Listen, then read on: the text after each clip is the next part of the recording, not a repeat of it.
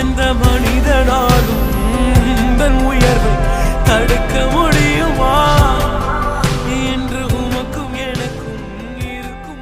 கர்த்தர் உங்கள் இருதயங்களை தேவனை பற்றும் அன்புக்கும் கிறிஸ்துவின் பொறுமைக்கும் நேராய் நடத்துவாராக.